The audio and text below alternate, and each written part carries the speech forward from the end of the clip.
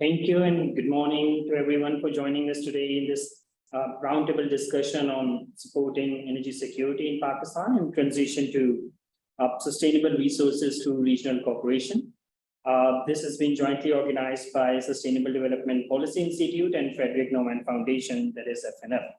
So my name is Obaidur Rahman, and I'll be moderating the roundtable today. But I think just before we go into the discussion, let me just set some of the housekeeping rules. So the event is being live streamed on Twitter, Facebook, LinkedIn. The speakers are encouraged to switch on their cameras, especially when they're speaking if their network allows them to do so. The dialogue will be recorded and the video will be posted online. You're welcome to revisit the discussion later and feel free to share it with your networks. We also invite questions from our audience and colleagues at the end or as the session goes. Please feel free to write them in the chat box or on the Q&A box that you can also find on the right-hand side. And please have the chat box open in a window as well. And you can also indicate if you have any questions by raising your hand. So now I think just coming towards the topic, the key theme that we're actually discussing today in this event revolves around the need for improving energy access, but particularly in the impoverished regions of Pakistan, and focusing more on how a regional cooperation between, you can say, South Asia or SAARC countries can play a very significant role in this. So the roundtable will focus on three themes. How can a cross-border cooperation expedite energy transition for energy-pressed countries in South Asia? How can community-based public-private partnerships play a very key role in expediting the implementation of affordable energy sources? Particularly, we'll also be looking at some of the very key success stories in Pakistan, such as the work done by SRSP and AKRSP. What facilitation does the private sector actually require from public sector in both regulatory as well as the funding spaces and vice versa, and to aid to the local production and use of alternate renewable energy technologies? We'll also be focusing on how, what impacts it is actually having on the impoverished communities, particularly the women as well as some transgender communities. So I think, but before going into the detail and further discussion, I would initially request Dr. Khalid Waleed, the research fellow at Sustainable Development Policy Institute, for his official welcome remarks. Over to you, Dr. Khalid.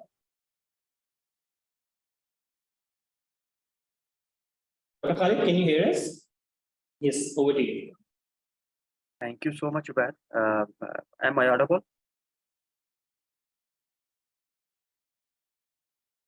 Ubaid, can you hear me?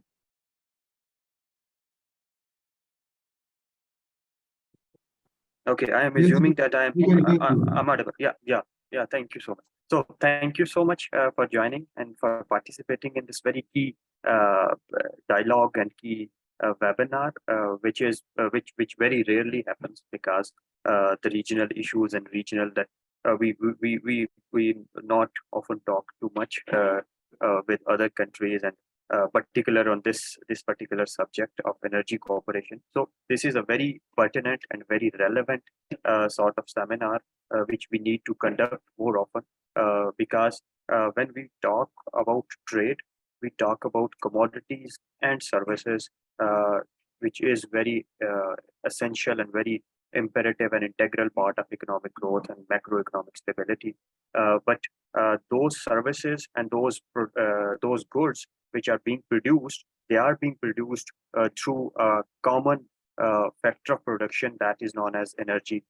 We do not talk about energy cooperation. We do not talk about energy trade. We do not talk about how regional cooperation can enhance our energy transition. And because this modern production function approach, which incorporates this sustainability of energy into this very production processes, so that we are not only producing, we are not only generating profits, we are generating profits in terms of sustainability, we are generating long-term profits. So this is very important, this is very relevant, this is pertinent. I think this is the need of the future, this is the need of the hour, so that we start and kickstart this sort of dialogues, so that the agenda of sustainability, agenda of increased trade in our existing macroeconomic framework kickstarts. through this energy dialogue and through this energy trade that we are aiming and we are focusing. So thank you so much, everyone, for joining us, and thank you so much, FNF, for supporting this, for giving us courage to do this very regional sort of dialogue and push this agenda forward. So I welcome you, and I look forward to a very insightful and very detailed discussion. Over to you. Thank you so much.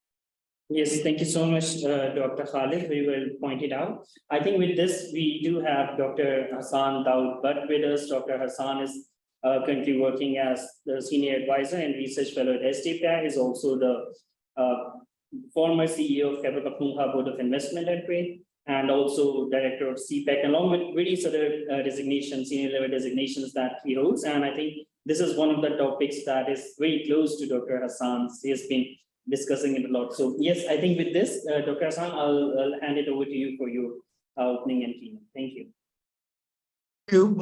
Thank you, Beth. Good morning, ladies and gentlemen. As always, it's a pleasure to speak with such a great group of people, stakeholders who are always keen and interested in regional integration.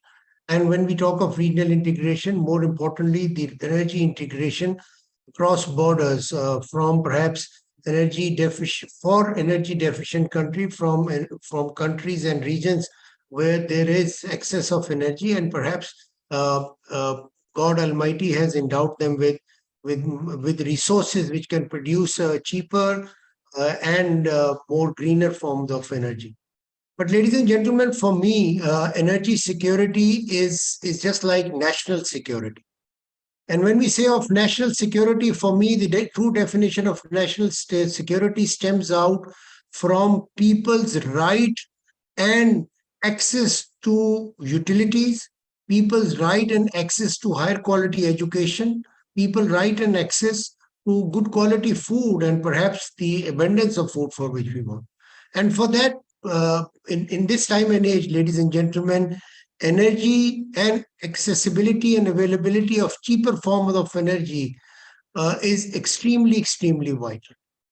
And why is this vital? Because when you provide them with energy, perhaps in our part of the world, especially in developing countries, we will have solar tubes being run, solar water wells being run through cheaper energy, perhaps through solar sources. And that perhaps will produce water which can be used in the field, and perhaps the farmers can benefit. And in this context, ladies and gentlemen, for me, regional integration requires a true mindset. And I've been advocating this all along. And we have to not just cross borders, perhaps we also have to cross political mindset, understand the strengths of weaknesses of each other, perhaps even understand to the context of cultural or cross-cultural fusion. So that when we talk of, and I will later in my speech will talk about some of the case studies like TAPI, for instance, which is such a great project for me. And for that, you also need to have pragmatic leadership. And through pragmatic leadership, through true mindsets of all involved, including stakeholders, and some of you are here also, we also need to begin with perhaps need assessment, also understand the capacity assessment, and of course, understand and discuss best case scenario and best practices. When we do this, we understand the strengths of weaknesses of each other and perhaps carry out a better, more realistic SWOT analysis. And when you do this SWOT analysis, and perhaps when you look at how you can work on certain projects, then comes the standardization of the processes, standardization of procedures, standardization of equipment and tools, and perhaps the management principles also. Because when you standardize this, and this can actually lead us to faster implementation of projects, would lower cost of projects, and perhaps eventually help in maintenance. And for that, you need to craft strategies. And one of the example I always give, because I've been associated with this, is the Belt and Road Initiative. And even the CAREC project. These two are magnificent projects, and perhaps the kind of narrative that is being built around this, because of perhaps political reasons, maybe, we need to tell all involved, and I'm thankful to SDPI for always taking this initiative and agenda in their usual discourse also, even in the private discussions that we do inside in our boardrooms also. So I think we need to leverage from the Belt and Road Initiative, from GDI, from CAREC, and perhaps look at also not just the policies and procedures, but also the mechanism for financing of these projects. Because this, in terms of general population, would require resilience and acceptance of these projects. For us, it will require perhaps better understanding of the best practices. And for the leadership, it would require how this can help improve the access of energy, which can eventually help them in their political agendas. Because if they do not understand this, if they do not realize this, if you look at the manifestos of all parties, because now perhaps in the next 3 or 4 months in Pakistan, our general discussion will be around political manifestos, because we are entering into that zone of political milestone. So for that, for the politicians would also should be able to understand and perhaps have the capacity. And when I say politicians, perhaps in larger context, it means decision makers and policy makers, to understand and have that capacity to really bring out and implement these projects which are so beneficial. And with this, I come to the Turkmenistan, Afghanistan, Pakistan project. And even Iran-Pakistan gas pipeline. Such great projects, such huge potential of poverty alleviation and perhaps addressing the SDG goals that are required.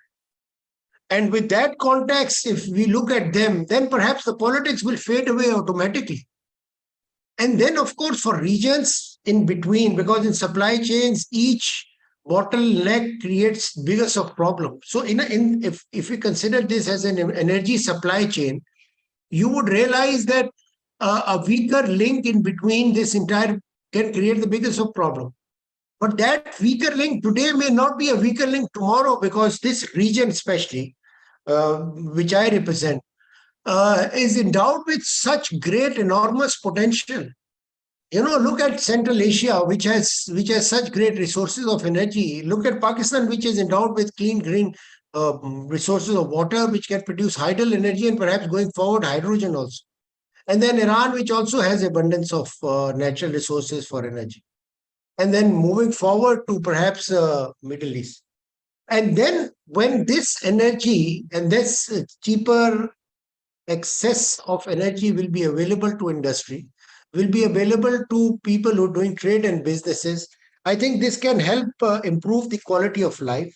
It will help improve quality of education. It will address food security issues. So we need to look at this in a larger canvas. And when we do this also, I think we need to look at countries which are not well placed in terms of their capacity. And by joining hands and working on platform and discussion as we are doing right now, I think we can address the problems in conventional wisdom and also conventional methodologies or best practices or project management principles. And perhaps we can craft our own principles, definitions, and work on a regional connect. Because if the Turkmenistan is working, perhaps the language, the culture, and the way of doing business is different. And when you provide access to energy, this will also help construct roads much faster and much cheaper than we are. So infrastructure development will also come in. And I think for a country which has the number of population reaching up to 244 million, I think this becomes so very critical. And I'm sure I speak for all the other countries of the region, because in all countries, the population growth is happening. And policy making is becoming so difficult. And when we listen to perhaps each other, we can also address issues around energy and energy emissions. Because if we do not address the greenhouse emissions and do not address the issues around the Paris Protocol and perhaps net zero, and so if we do not address this through regional harmony and integration, these would remain mere words. So for this as a project, and then as a policy, and then perhaps as a philosophy of regional integration. If people thousands of years ago can work through Silk Route, having tea in Xi'an and then having chai at Chai Khana in Peshawar, in this time and age, and then perhaps going to Middle East and Iran, using the Persian carpets and buying Persian carpets for trade. In this time and age, we can translate this into energy. So perhaps if energy is being produced in Turkmenistan, it can flow as a source of wealth, as a source of trade, as a source of education, as a source of food, moving from borders and mountains and perhaps moving forward. And today I might sound a bit philosophical, but I think in terms of the challenges that I see going forward, by 2050, we need about 3 to 5 million jobs each year in Pakistan. And I'm sure I speak for the rest of the region also. So unless you provide them energy, who would provide them jobs? You can't just burn wood to create wealth. You need clean, cheap sources of energy. And then, of course, the infrastructure around that, and then harmony and integration for financial support. Because some countries are blessed to have more wealth as opposed to other developing countries like Pakistan, which remains in a boom and bust cycle and remain under tremendous challenges of working on infrastructure around energy. And for that, again, ladies and gentlemen, I think we need to look at perhaps models of regional integration. I wish I could have said that in my reference to various initiatives, I could have mentioned SAARC also. I would have been the proudest of person who would have mentioned SAARC. But unfortunately, I cannot, because despite few visits around and perhaps travel and tourism, I do not find them integrating. And I do not find our leaders having the wisdom to integrate us together. Because while they understand the challenge, while they realize the challenge and the brewing political discourse and the eating up of politics, and sort of polarization happening, I see what I'm saying now will remain a challenge for all of us. But then each one of us here in this debate has a very, very critical role, and that starts from us educating our children to live in a more harmonious engagement and society where people can work together and look at more ideas and wisdom. Because when you talk of Asian time and when you talk of regional integration, of course, it's about infrastructure integration, trade, seamless trade. It's about continuity policy. It's about people-to-people interaction. But it's also about sharing of knowledge and creating of knowledge. Because unless you create knowledge and give them out-of-box solutions for these projects, then again, politics will overwhelm us and perhaps will not be able to achieve. So this regional integration aspect is so dear to me, and I can speak hours and hours on this. And I also fundamentally am a proponent of globalization. And globalization is coming under huge headwinds. But I still think that the world is becoming flat and fast. The level of communication is growing. The level of integration can go much faster, and especially in case of energy, because the requirement is there. Everything stems out from requirement and capacity to do that work. So please, let's join hands and let's work together to build each of our capacity, look at possibilities, and look at this as a fundamental human right to move across borders and perhaps find better means and ways of creating wealth, and perhaps now in this debate, creating energy. I thank you. Yes, thank you. Thank you so much, Dr. Hassan. Very well. Sorry, I think, might be having some difficulties in the camera. Okay, it's back. Yes, so thank you so much. I think very well noted point about all of the points that you actually mentioned, especially about the regional integration. I think I'll just sort of try to link it with, I mean, when we talk about regional cooperation, particularly around the energy access, just like you also have mentioned, SARC could potentially play a very significant role in addressing the energy access challenge across the region through collaboration and different initiatives. This could be through, I mean, just like regional cooperation you talked about, there could be capacity building and knowledge sharing, RE integration, and many others. So it is important to know that while SARC has the potential to contribute to improving energy access in Asia, I mean, the effectiveness of these initiatives would also depend upon the commitment and cooperation of the member states, as well as the organization's ability to overcome political, economic, and technical challenges. So I think with this, we're very fortunate to have been joined by Mr. Ehsan Javed, who's currently working as the Research Fellow, Renewable Energy at SARC Energy Center. And prior to this, Ehsan Saab has also worked at Ministry of Climate Change and ENERCON, also known as NICA. So with this, Ehsan Saab, I'll be coming to you for your keynote and doing the presentation on how SARC could actually play a very important role and what we think about the whole overall topic. So yes, over to you, Ehsan Saab. Thank you. Thank you very much, Obed. Am I audible? Am I clear? Okay. So, how may I be able to share my screen? Should I share the presentation? If I may request the MIS team to please allow. Yeah, I think it will just take 1 minute. Okay. So, ladies and gentlemen, dear participants and organizers of this event, very good morning to all of you.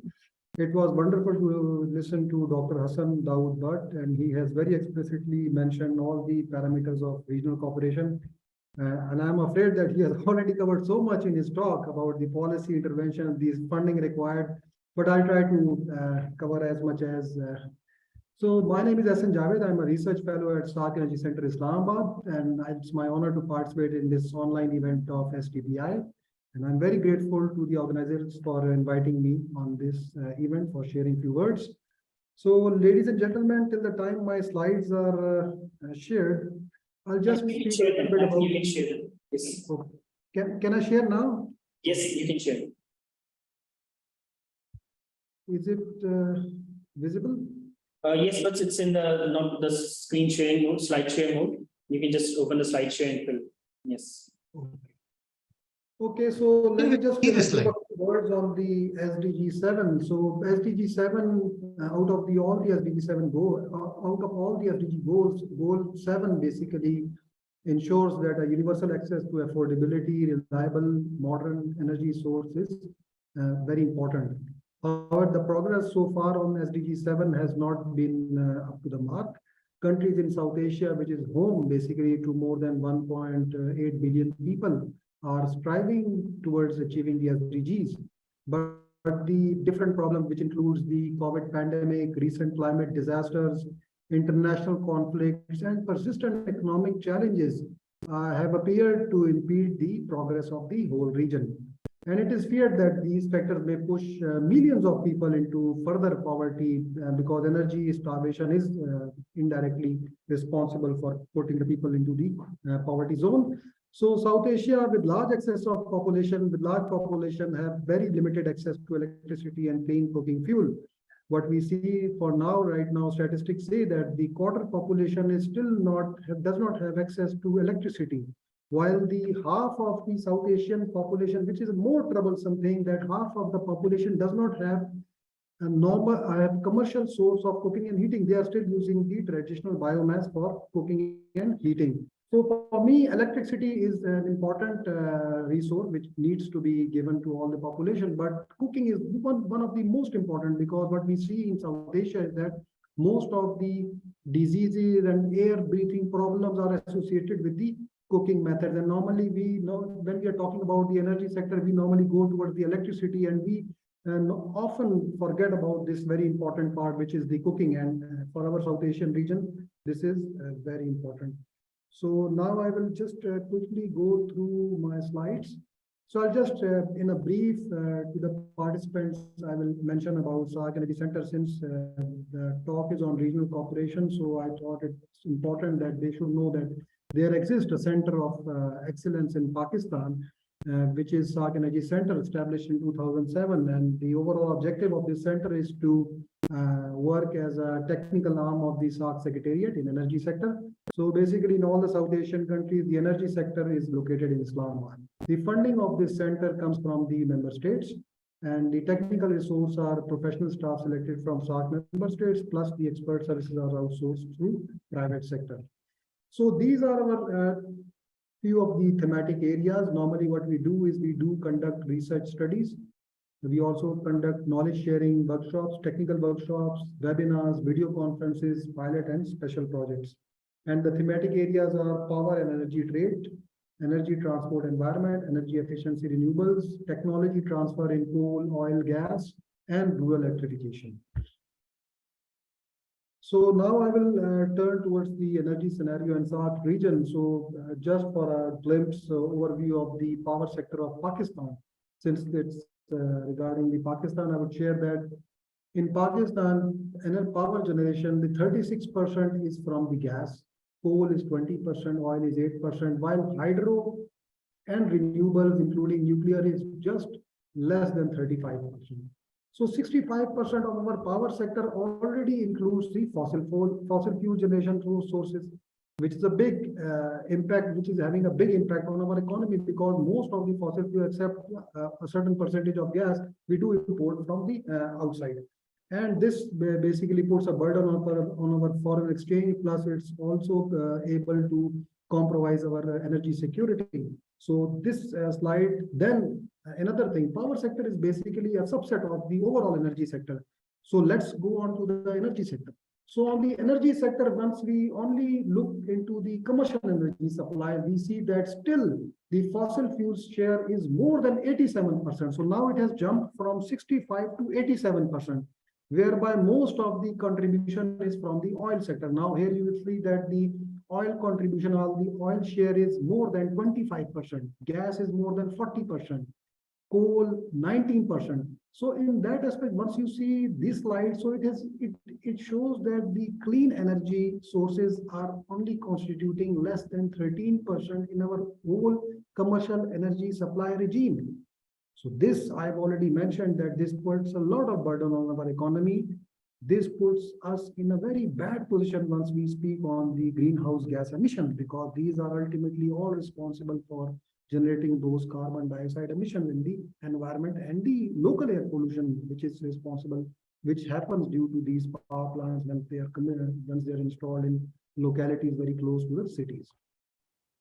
On the this slide I mentioned because normally once we speak about the commercial energy supply, so in Pakistan and the developing countries, biomass has also a significant portion in their economy. So it gives a very good impression on the reader that 58% is the fossil fuel share if we calculate overall commercial plus the traditional energy resources. But still, once I mentioned earlier in my talk that biomass, commercial biomass is good for the economy, but traditional biomass has been very unhealthy for the locality whereby they are using it for cooking, heating, and for energy generation sources. So this was one of the another slide. So once we go on the global primary energy supply, for example, we have mentioned that Pakistan has 87% fossil fuel. And once we go and see the Bangladesh side, it has more than 100% fossil fuel. I'm just comparing the regional countries of South Asia. India has more than 90%, Sri Lanka 80%, Pakistan 85%. Globally, the overall percentage is nearly 80%. So overall, globally, we see that fossil fuels as a whole in Asia Pacific, North America, and all these regions, it is constituting more than 80%. So all the other countries are trying their best to go towards the clean energy. Now, going towards clean energy is the ultimate plan. Normally, people would like to go for renewables, for nuclear energy, for hydroelectricity because they are clean. But the overall power sector and the energy sectors are so much dependent on fossil fuels for the last so much years, for centuries and decades, that it is very difficult to quickly transition from this fuel to the renewable source. But what the global community is doing, that they are using gas as a transition fuel to transfer from the coal oil regime to the renewable energy regime. Obviously, we are not supporting gas. Gas is also a fossil fuel source, but it is less emitted, it has less emissions compared to the coal and oil. Just to give you a global perspective on how things are moving in that direction. So now I will quickly move on to the regional cooperation, which is the theme of this webinar. So on the regional side, what we have seen is that there is first we will talk about the overall potential and the opportunities. So potential is huge in this region. As Dr. Hassan Dawood has already mentioned that in the Central Asia, there is huge potential of hydropower. There's huge potential of renewable electricity.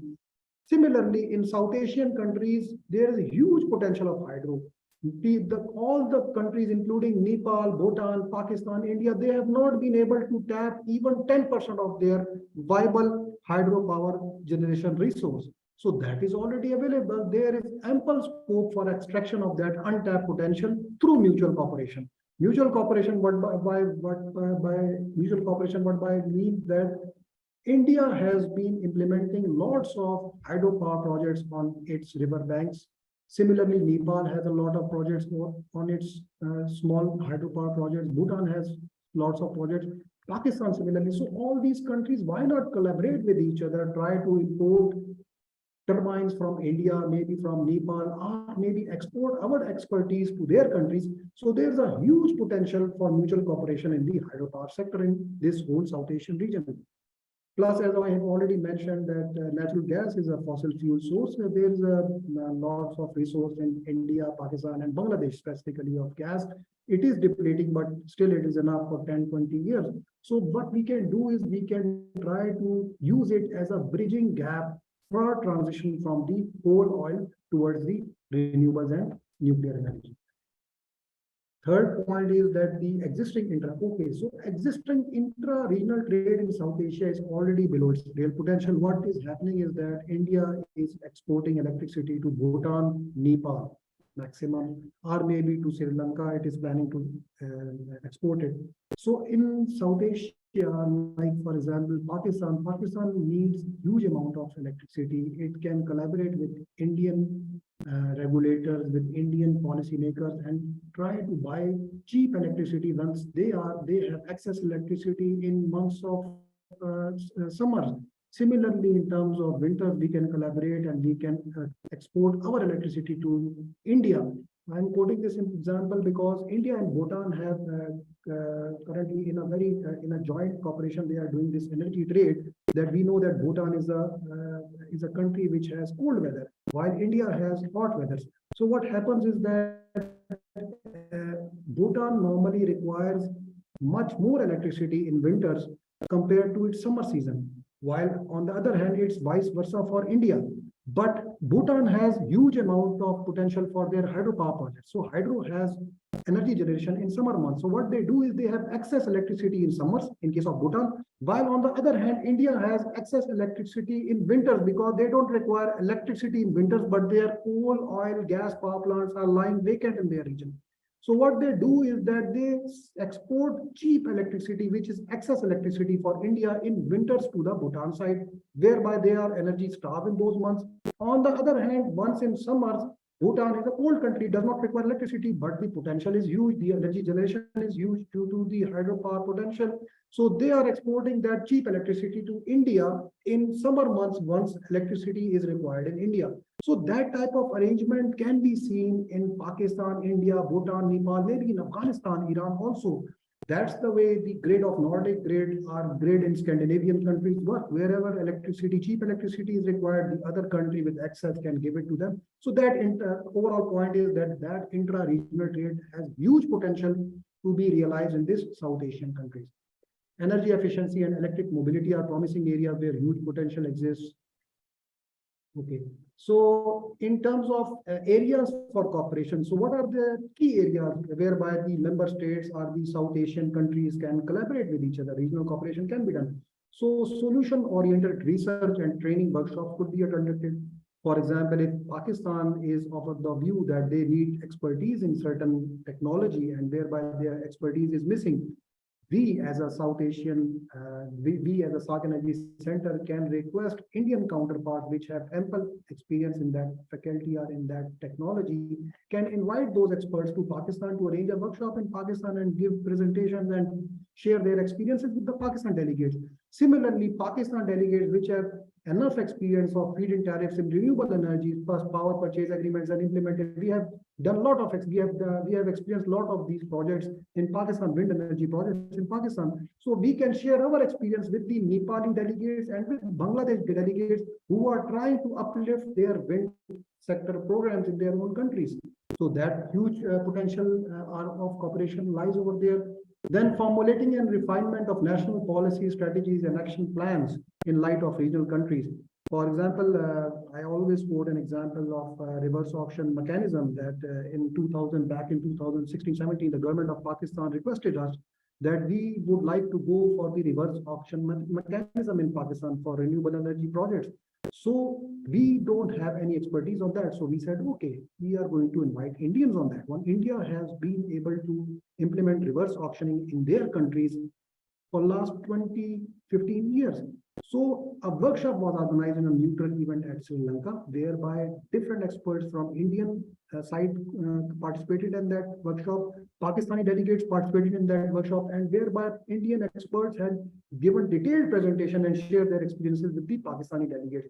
And to us, the Pakistan delegates highly appreciated that intervention, and they said, we've learned a lot and we have got quite an experience on this thing, and we can try to do that in Pakistan. And then we saw that thing happened in Pakistan in 2020-21, that reverse auctioning protocols were prepared and CTBTM was prepared. So maybe a little bit chunk was given, a little bit that help or support was provided by these forums, by these regional corporations. So initiation, implementation of joint projects like I can speak about different projects like in Nepal, there's a project called Karnali Chisha. I'll speak a little bit about that later. But compiling data, information, knowledge, and good practices, what we have done is we have done an information data portal on our website, which gives the energy data statistics of all the South Asian countries. It also gives detailed policies and regulations of all the South Asian countries. You can go over there. There is a full section on compendium of electric regulations and policies available for them. For any delegate, it is free of cost. You can download it from there. So that type of interventions could be helpful for one country to get some support or to get some help from the other countries if those data or those free cost informations are available. Plus, Dr. Saab has already mentioned about this financial resources. No doubt about that, all the countries should divert their financial resources to funding these clean energy projects, collaborate with international agencies and central organizations. So okay. So this is my last slide, key areas for cooperation. So I've already mentioned that there are different areas, like for example, in case of macro level of cooperation, you have tariffs, REPPA, IEAs, you can collaborate with this type of experience with the other member states. Similarly, hydro CBET projects, like for example, in Nepal, there's a project called Karnali Chisha Pani, which has a potential of 10,800 megawatts.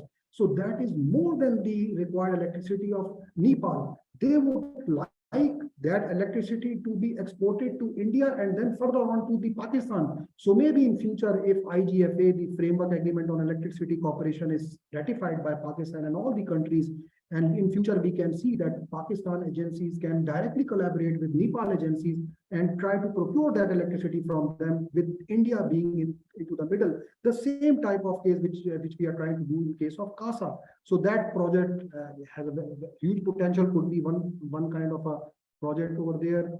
Then regional interconnection, those electricity trade between India, Pakistan and other countries, there are regional interconnections required. There are studies which are required to be done on that one, policies which need to be amended. Then the regional electricity market. So India has already established two electricity markets in their own countries, IEX, and there's another one. So maybe in future, after energy exchange electricity market established in Pakistan, there could one day after 10-15 years, an electricity market which is regional in its nature can be established within South Asia, whereby all the actors are the players of energy sector could collaborate with each other, whether they are from Nepal, Bhutan, or Sri Lanka, and they can buy cheap electricity. Transmission access is open for all the utilities. So this could be hugely beneficial for the whole region. Electric mobility, we have already covered. So on the micro level side, just a few words. Maybe my time is already over. So quality assurance and control is very important for renewable energy projects. We have seen that in solar PV project, there's a lot of concern on the quality assurance and their controls, and then the bad name comes on the technology, which is not good, which is not a good thing, because that is not the problem. Technology is not the problem. The quality is the problem. Technical standards labeling, we have already covered that one. So rooftop solar PV program, like for example, India, Pakistan, Sri Lanka, these three countries have excellent rooftop solar program. Net metering has been very successful in these three countries. And the countries like Afghanistan, Nepal, I was on the other day speaking with Nepal delegates, and they were saying that they have implemented net metering in their country and they are facing some problems. So why not Pakistan delegates share their experiences with them, our utilities share their experiences with them. The same way we have conducted different workshops and webinars, inviting different Indian experts to share their experiences with us. So the whole regime will open if everything is open and everybody is collaborating and coordinating with each other. Off-grid solar PV program, Bangladesh, we have heard a lot about the Bangladesh off-grid program. Why not learn some lessons from them? How they have been able to provide those cheap solar PV off-grid projects to their localities whereby electric grid is not there. We have a lot of locality where the electric grid is not there. Why not share their experiences? Then solar PV in agriculture sector, then community scale. So community scale, Pakistan is an excellent example, whereby in our northern areas, Aga Khan and other communities have done lots of those community scale hydropower projects, and Nepalis and Bhutani delegates were very interested to know about and learn about how these projects were implemented, what is the funding source, how funding mechanisms are developed, who is funding them, how the community is paying back to the owner of the turbine, and what is the overall mechanism. So maybe Pakistan can also share their experiences on that one. So there's huge cooperation in areas, and these are very minimum areas. There is a lot of things which I've already missed, but the main point is that cooperation is important. Cooperation is necessary for the energy sector to prosper in the whole region. Thank you very much. Yes, thank you. Thank you so much, Hassan Saab. This has been extremely helpful. You have very rightly covered all the challenges there that you have highlighted about the opportunities, as well as providing a way forward to the regional cooperation. But Hassan Saab, perhaps towards the end, we'll also come back to you with one more question at the end.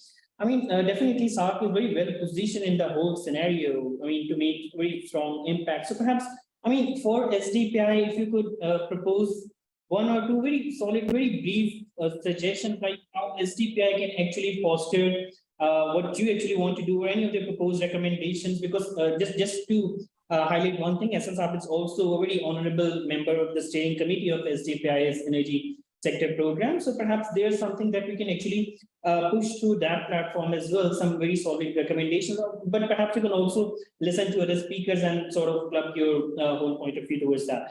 I think I'll be actually coming towards some of the very key organizations that have actually worked on the ground in Pakistan, particularly the Sarhad Rural Support Program and Aga Khan Rural Support Program, because there again, SRSP and AKRSP have done very substantially good work in the context which you also sort of highlighted. So we'll initially be starting with Sir Masoodul Mulk, who's the Chief Executive Officer of Sarhad Rural Support Program. SRSP has been exemplary in installing these MHPPs across Sarhad, and a lot of models do exist. So, so if you could just perhaps also highlight some of the success stories of SRSP working in Pakistan, and how do we actually see, I mean, what are some of the challenges, and do you think anything that can actually be further improved through a regional collaboration or through regional cooperation? So yes, Sir Masood, over to you. Are you with us? Yes, thank you. Well, thank you from Peshawar. Yes, SRSP has been working for the last almost 15 to 20 years on micro hydroelectricity generation in some of the remote areas, the mountain regions of Malakand division, and also in parts of Hazara and some parts of the tribal belt. It's got a huge experience in that, and almost generated almost about 29 megawatts of electricity at that level. Now these are remote areas.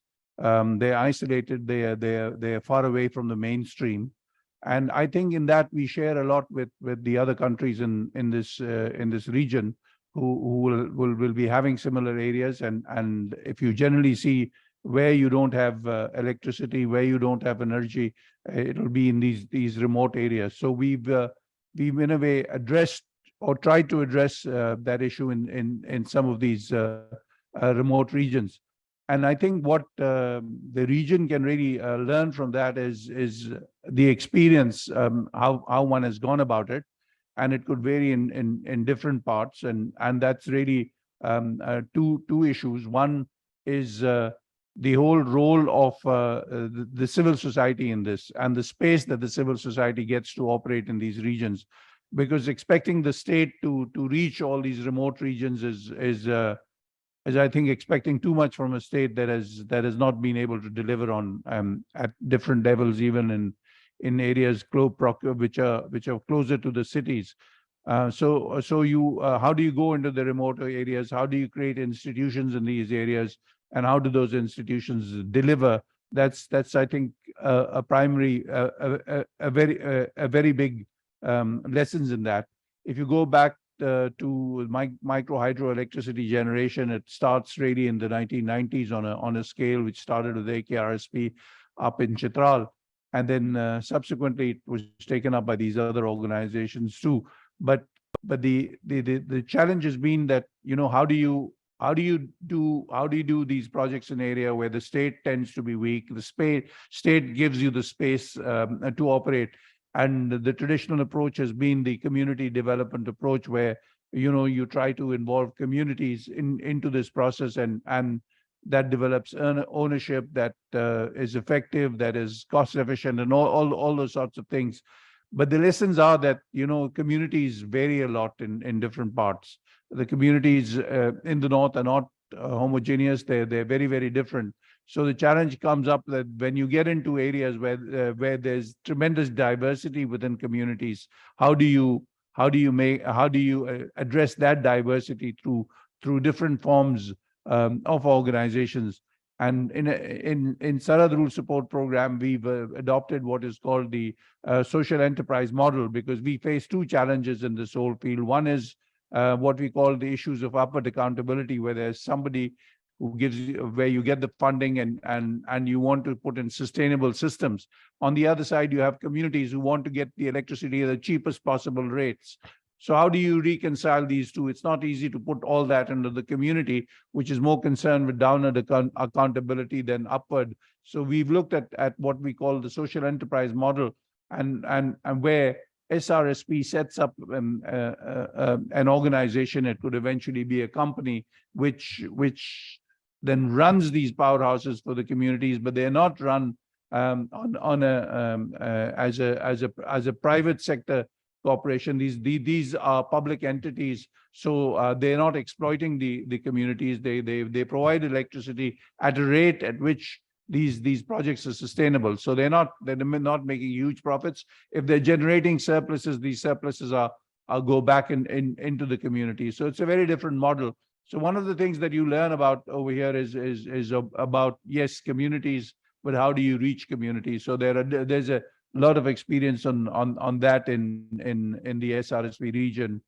which one can share.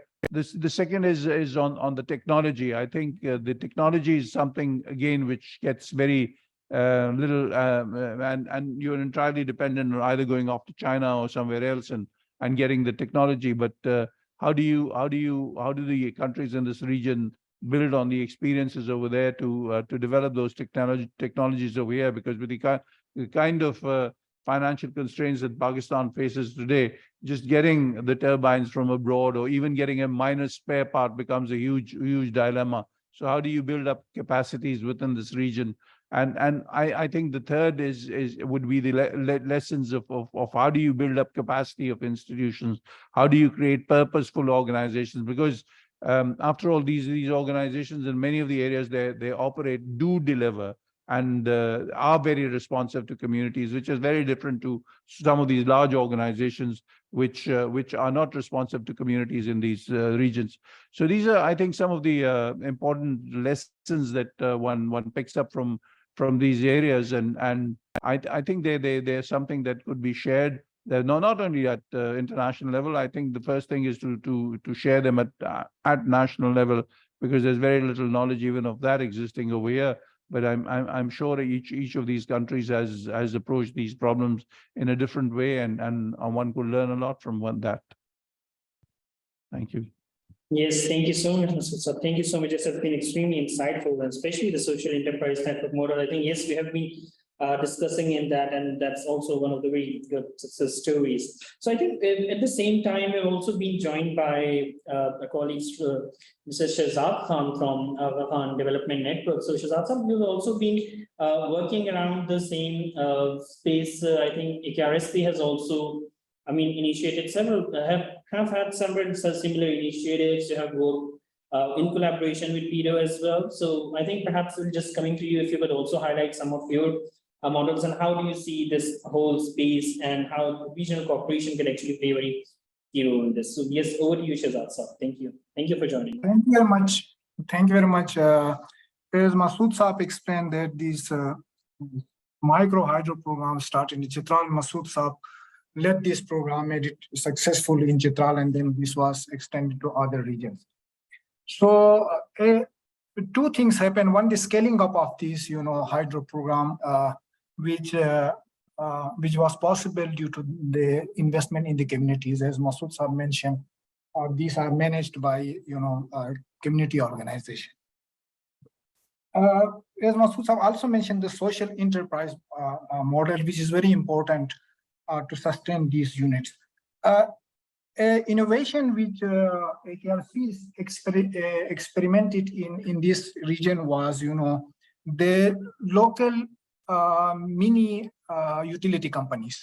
These are formal organizations, right? Trusted with the SCCP, they have their own, system and accountability. So this was necessary to manage the relatively, larger mini hydro units, for example, up to 1 megawatt. So this was the innovation we experimented, and it is a successful program where, communities are managing this unit. If I just mention the total units working in this mountain area, Chitral and Gilgit-Baltistan region, 174 units are currently, functional and producing 18 megawatts of the electricity and benefiting 35,000 households.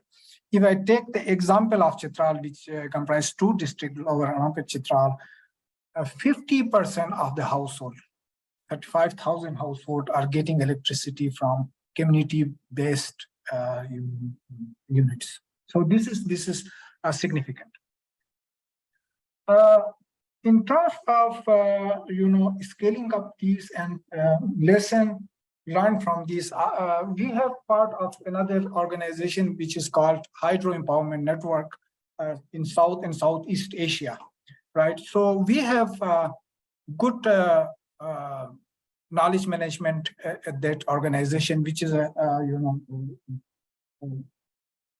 organization which gathered lessons from various countries, as some speaker mentioned, Nepal, Bangladesh, Indonesia, which first introduced this T20 certified turbine, and we import it from Indonesia and scale up our micro hydro.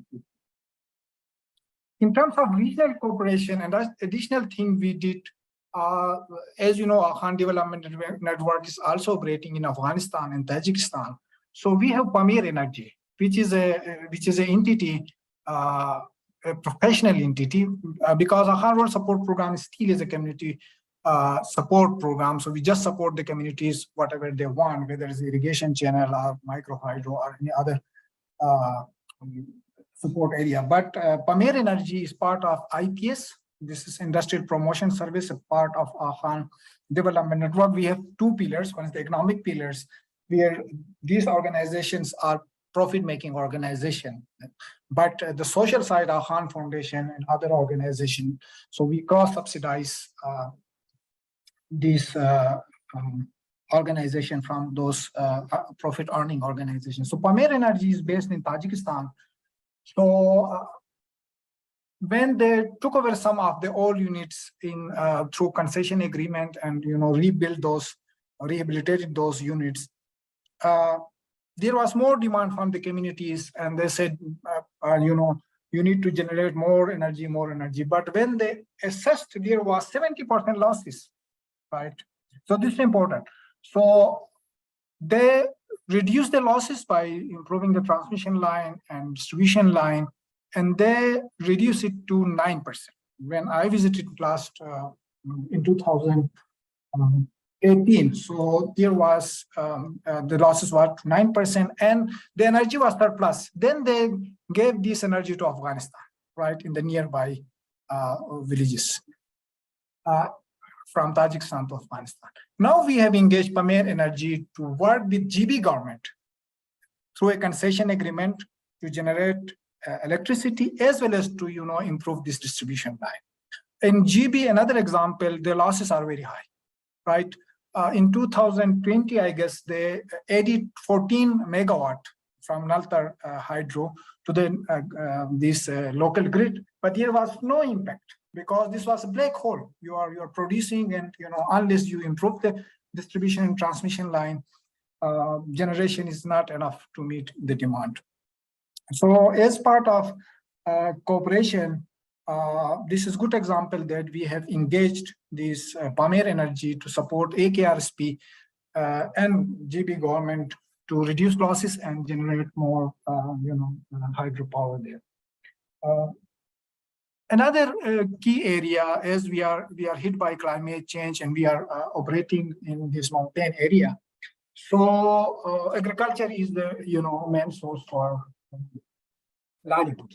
So now we have reduced amount of water in streams and rivers because the livelihood is depending on the glacier melt water. You divert it and create your livelihoods. So now there is not enough water to help small farmers to produce agriculture output. So another thing we have started is to use solar energy, right, to lift water from the river to address this issue. So this is something in the energy sector, to support the livelihoods in these mountain areas. Working on the solar solution is also important. So these are key areas in terms of cooperation, the role of Pamir Energy. We have good lessons. So, and then this utility model, right? This is a new thing which is being replicated in other areas as well. Thank you very much. I'm available to provide any additional information because there's large operations of energy development in mountain area.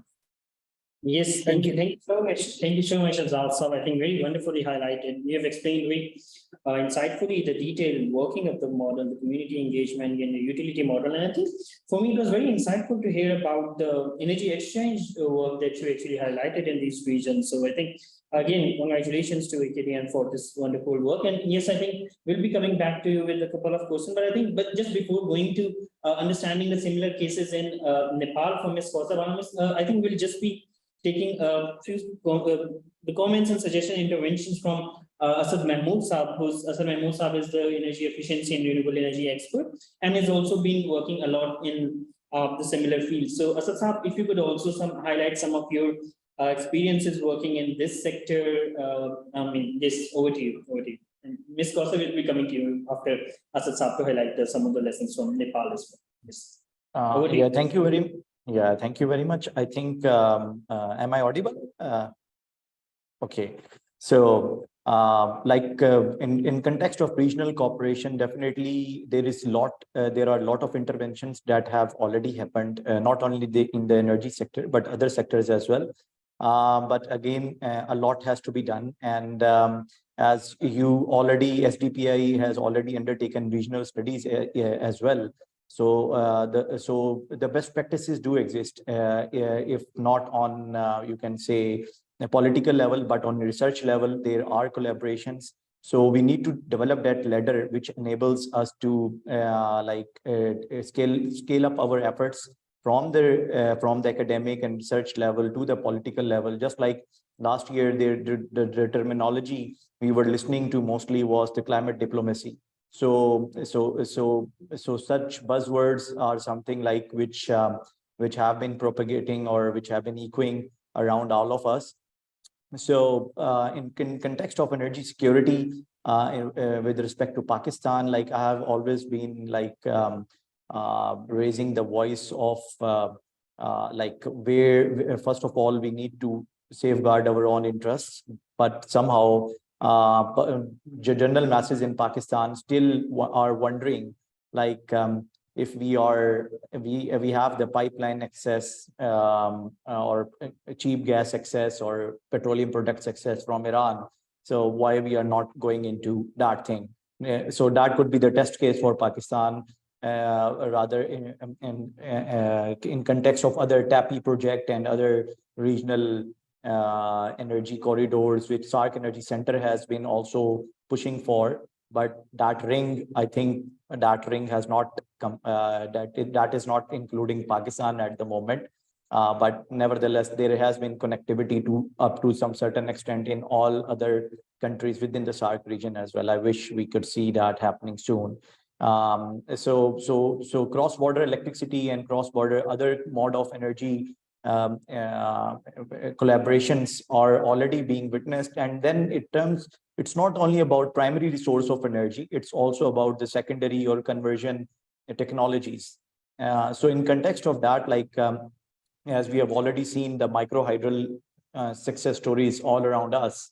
So on the similar note, my takeaway or suggestion from this platform would be for our political delegates or under G2G agreements, whenever there are joint committees in which Hassan Daud Saab and he has already been part of among different countries, China and other neighboring countries. So we need to look into specifically energy collaboration, potential energy collaboration projects from primary, secondary and tertiary sources or technology transfer projects as well.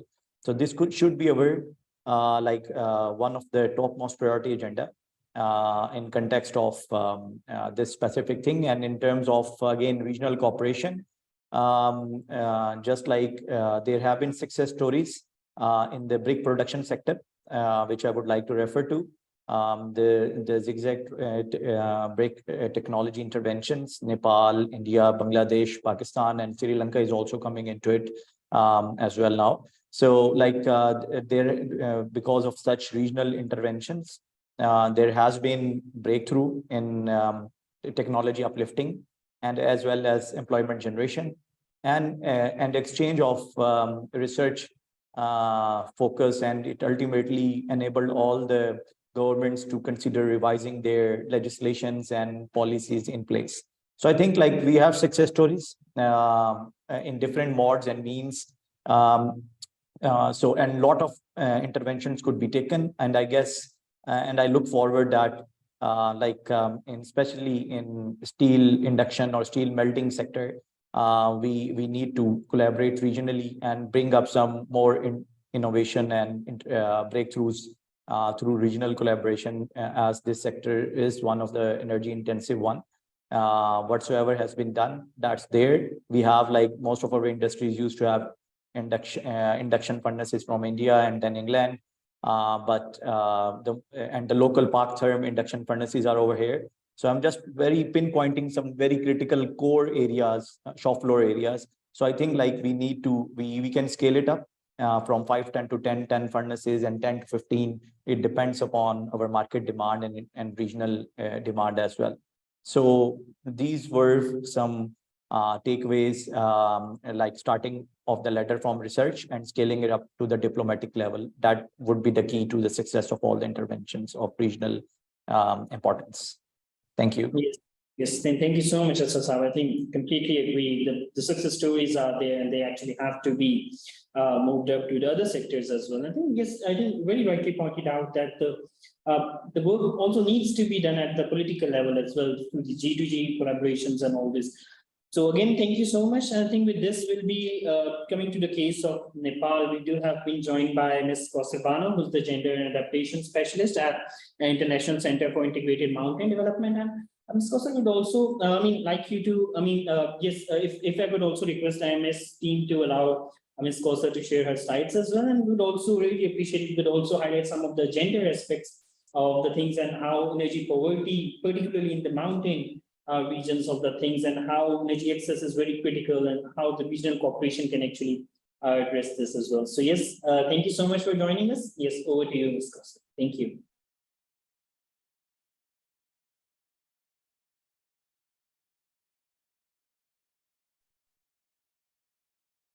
Should I share the presentation, or you will? Yes, you can share it. You can share it from your screen. Okay, sure.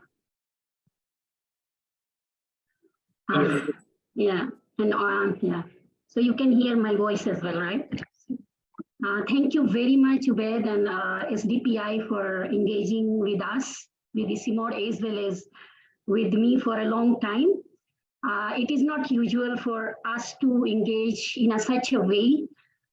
It was really fruitful all the way, and I really personally, as well as with my whole team, we enjoyed and we learned a lot, and we got a very good opportunity to share our learnings as well as experiences from South Asia and HKH with all the stakeholders as well as people of Pakistan particularly. So I'm really privileged to be with this, to be engaged with SDPI, and I'm really thankful for this opportunity.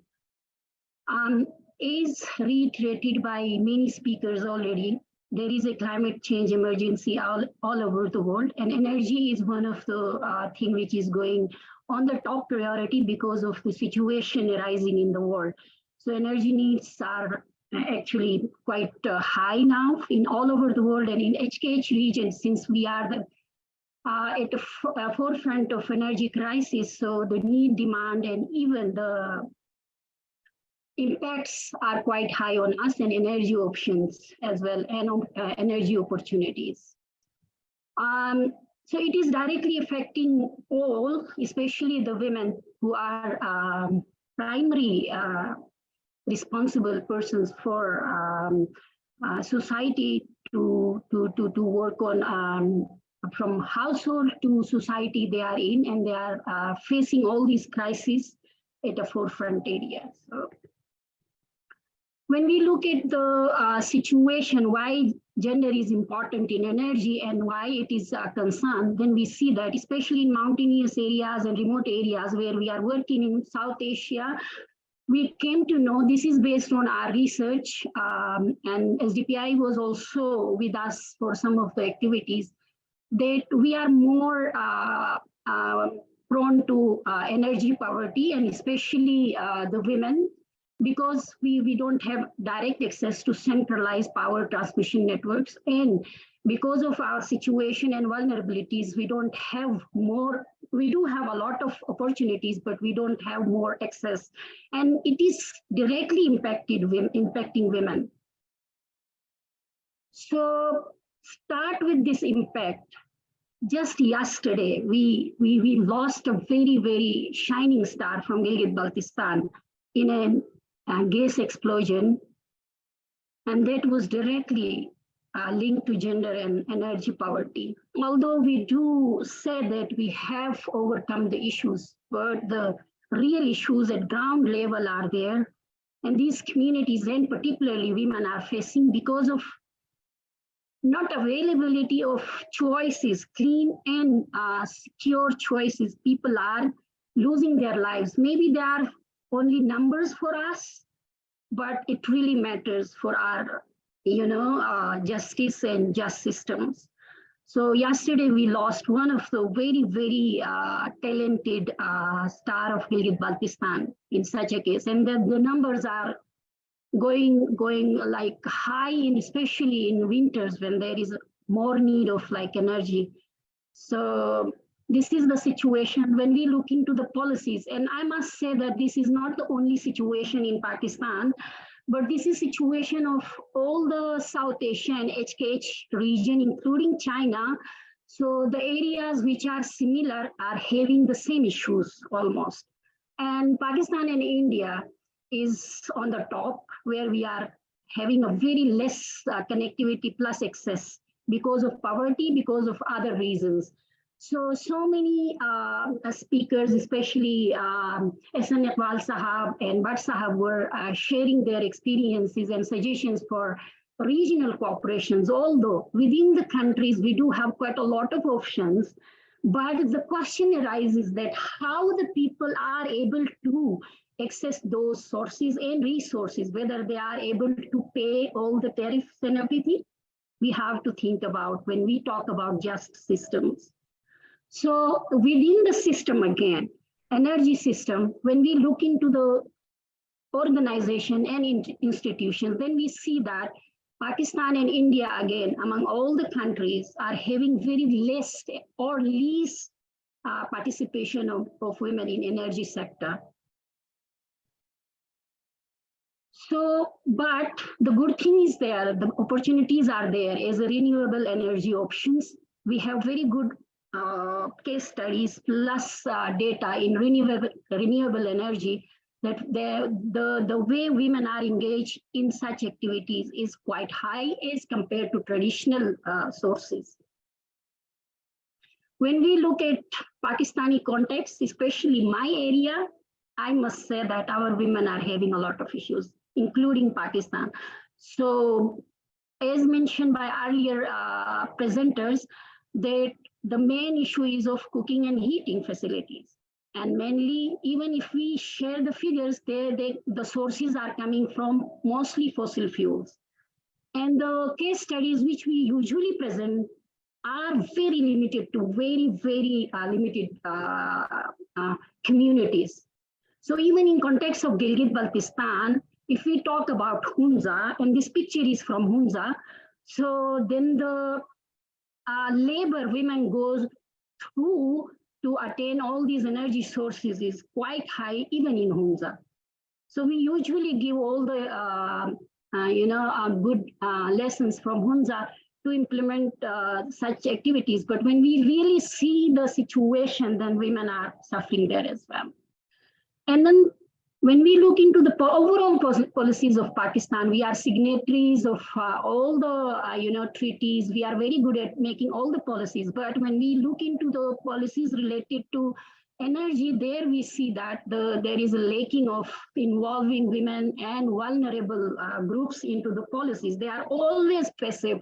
When we talk about energy options and giving energy access to people, we always talk about men and then the communities who are already dominant, for instance, business communities and all, and cooking and other options come at the last. So what could be the way forward is like, we have to integrate all these issues within the policies first. And for this, all the South Asia plus Central Asia, we have opportunities to work with all these countries until and unless we do not integrate all these things into policies, we cannot claim for anything. So first, we have to include all these into policies and regional level policies as well. For instance, SAARC could lead in South Asia and some other countries, BEMSTIC and other regional corporations are there. But for that, we need a strong lobbying or even advocacy on such issues to convince people. At least now I see a very positive response from people because of the issues. Now people are, and especially governments are coming together to sort out the issues. Then we do have very good time to integrate such things from the beginning.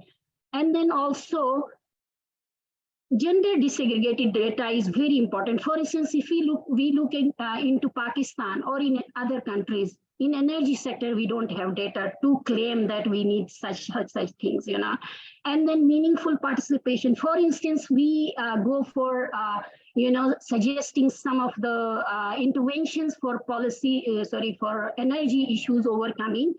But how these activities or projects or big programs are affecting the indigenous people, their control over resources, plus women, we need to consider for just transition of these projects, So we have to ensure that indigenous rights are considered. We have to ensure that women's rights are considered, and then we have to build. And then also, since I believe that this is a role of government to ensure access to clean energy options for each and everyone, so our governments. Now even our people are not very much sure about all these NGOs, rather now our people, and especially young generations, they are very much aware. We have to build on that capacities. I mean, they are aware, they say that government should give us, and government have this amazing opportunity to build on regional networks and then look for options and subsidize all these options to poor and women, for instance, in Nepal. When I see Nepal situation, at least they are not at the best situation, but still in JC consideration, they are giving subsidies to poor, to marginalized groups, to women, unmarried women, they are considering in policy. So, for instance, if we talk about regional cooperation, we should not go for very expensive things. For instance, China is with us, and we are very good friends. They can support us in solar options to solarize all the, instead of taking indigenous scared lands, very prominent lands in Hunza or elsewhere, we should go to community level, we should go to the individuals, even sometimes if they are poor, we should solarize the rooftops instead of like taking away their lands and resources. We have to be very careful while even implementing or while adopting and suggesting mitigation plans for climate change or energy options. And last but not least, there are amazing groups of women in energy and elsewhere in Pakistan and in all South Asia, led by all these amazing donors. But again, I will request our government of Pakistan to own them, own us, and integrate all these networks into national policies and national mechanism and strengthen us and work with us and our women-led networks. And we can advocate at any level, and we can take these voices to any, including COP27 or 8. Now we are looking at Dubai. Dubai is very friendly. I met with some of the high-level people. They are very good at listening and getting the solutions or even suggestions. They are very open. But are we prepared to talk to them, or are we prepared to share our real issues to them and getting some solutions to the people? So this is the question where we have to sit together, and we have to take these voices to different levels, not only South Asia level, to international level. Present our cases, there will be people who will support us and who will be there to strengthen us. So thank you very much. Yes, thank you so much, Ms. Kausar, for highlighting the importance of integrating the JC perspective. I think this voice really needs to be further amplified, and I think at the highest of the political levels, that is something that is really important. And thank you. ICMOD has been a wonderful partner of SDPI, and I think SDPI is also trying to push these things. I mean, we do have Zainab with us here as well. Zainab has also been working around the importance of pushing this narrative into the policy planning. But I think before going to Zainab, I think two of the very points that you actually discussed in coming out of this discussion is, one is the importance of just energy transition partnerships, and secondly, the role what public-private partnerships can actually play, and not just within the country, but at the national level as well. So I think firstly, I'll be actually going to Najamul Memon Sahab. He's working as a researcher at Ludhiana University. And Najam Sahab, just a main question to you is this: I mean, how do you think at least, the regional public-private partnerships could actually play an important role in improving the energy access across the South Asia? And also, you have been, based upon your recent work that is done in Pakistan around the community-based models, how do you see such partnerships being very effectively utilized to foster the clean and affordable energy access. So yes, over to you, Najib sir. Thank you so much for joining us. Thank you so much, Obed, and thank you, STPF, for providing me with this opportunity. I will, before answering your question, I would like zoom into Europe, because I'm in Germany and it has been too much talk on SAARC, and of course we are talking about SAARC. So let's see like what exists in Europe. Is it possible or not to have this regional kind of cooperation or not? So within Europe, in 2019, European Union issued a clean energy package. Within this package, they had different directives to bring the consumers at the forefront. And they initiated one concept, that is the energy communities. So they could be various, they could be in different forms with different terminologies. For example, energy communities, community energy, renewable energy, energy clusters, etc. So we see also the range of diverse community models in Pakistan as well. So AKRSP guys already mentioned like some community-owned communities as well as utility models. So these are different terminologies. So in European Union, so Europe is focusing more on energy communities in different forms, and what they are doing, they want to bring consumers at the forefront. They are with the regulations, with the different laws, with the different policies, bringing this concept into national governments. And the national governments have to comply with these rules and regulations initiated from the European Union. So within Europe, there is also another example that is RESCOPE. RESCOPE is like a European network for citizen energy cooperatives. They try to promote the energy communities in the Eastern European countries. So if we see what exists now in the SAARC, so from the data, I found one of the research paper that is a bit old, 2017 and 2018, that has not been too much work on SAARC when it comes to especially energy.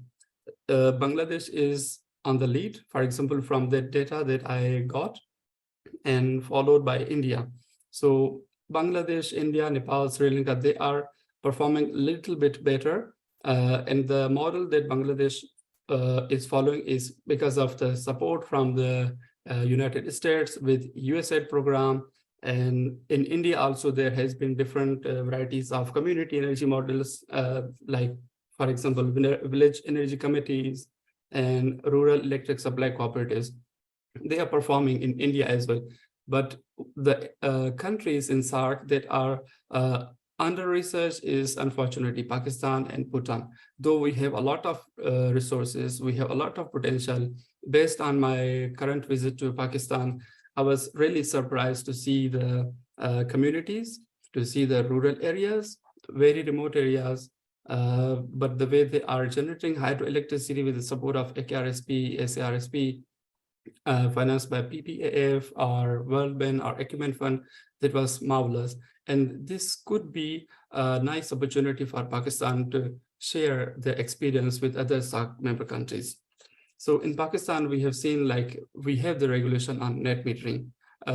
This is performing very well, as pointed out by Hassan Javed, but we don't have the consumer rights kind of regulations. We don't have something on prosumers, but India, of course, they do have like electricity rights of consumers rule that was passed in December 2020.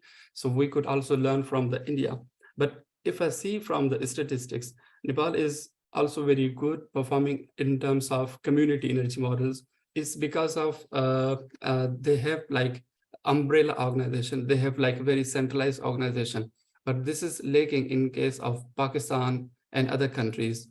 And this could be nice opportunity for us to work around this theme. So now the question, your question, like how could we achieve this kind of regional cooperation? I would target it from, let's focus on first soft power politics rather than military ammunition, what has been doing on in the politics, in the media.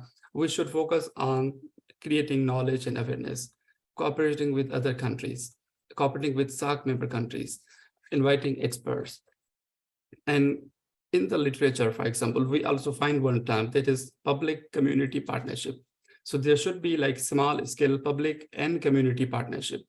Unless we don't have, we don't involve our communities, we don't give them ownership, there will be problems. We do have experience of CPEC and Gwadar. Every other day we find in the news, Chinese researchers or Chinese engineers have been attacked in Pakistan, in Balochistan. So we don't want to happen such kind of things. If some international investors come to Pakistan, they invest in northern areas, there should be a stake of community in the projects. So this public community partnership could very well work here. And the utility models that I have found, and for example in Chitral, they have been already like pointed out by Sherzad Saab. This is really like very nice model for us. These are very formalized companies, very rules based, and having very well set up organization. They run the community projects, and this could be a lesson for other countries as well. And not only that, we could extend it.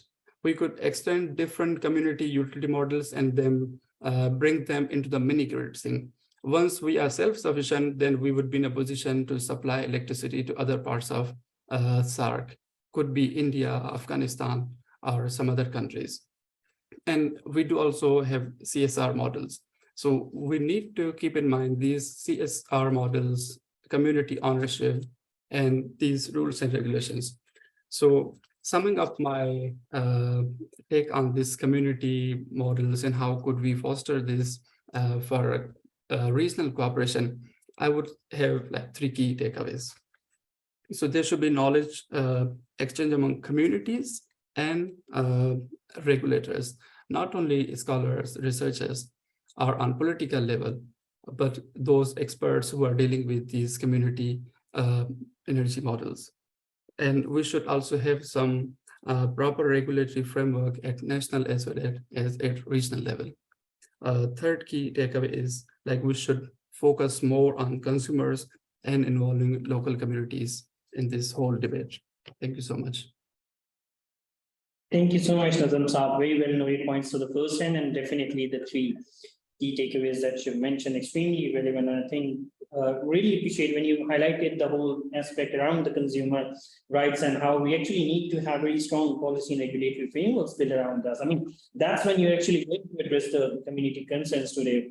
But so again, thank you so much for highlighting. I think just taking the same debate to Dr. Khalid Wali. Dr. Saab, we've also been hearing a lot about, I mean, all the concept has been there, but we're also hearing about the terminologies, that is the just energy transition partnerships. Because again, when we look at the whole discussions we're having actually today, one of the very key points I think perhaps which needs further discussion is, which is coming up, is also, I mean, if we look at most of these models, one thing which is there has been that it has been come under some sort of a different financing mechanism. So I think that is where actually mobilizing that finance. I mean, definitely in the way AKRSP, a lot of development partners have played a very important role. So I think when talking about that, financing component is extremely critical.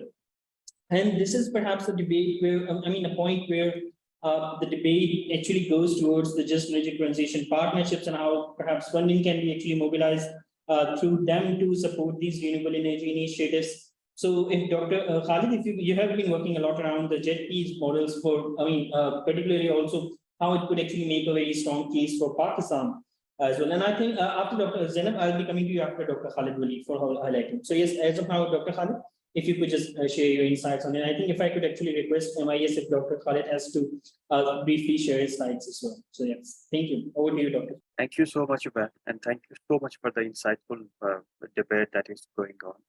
Mr. Bosar Bano highlighted very pertinent points, gender issue and how we can integrate this gender issue. Najam Saab has highlighted how European model, how can we integrate particularly the Eastern European model so that we can have this community sort of engagement. So I am going to share my slides. Okay. Where are these visible? Yes, they're visible. Okay. Okay, well, let's start with energy security. The International Energy Agency defines energy security as uninterrupted availability of energy sources at obviously at affordable prices. Because affordability and accessibility, they go hand in hand, and then comes the environmental concerns. These three are the basic framework for energy security. Then there is a long-term energy security, which is more focused on economic developments coupled with environmental needs and environmental sustainability. Then there is a phenomena of vicious circle of energy poverty, which indicates that whenever we go towards unsustainable energy choices, it causes low productivity, and this low productivity is followed by economic growth, low economic growth, and low economic growth again cause low financing, low investments, and this circle continues. So we need to break this vicious cycle of energy poverty, which generates low productivity, low economic growth.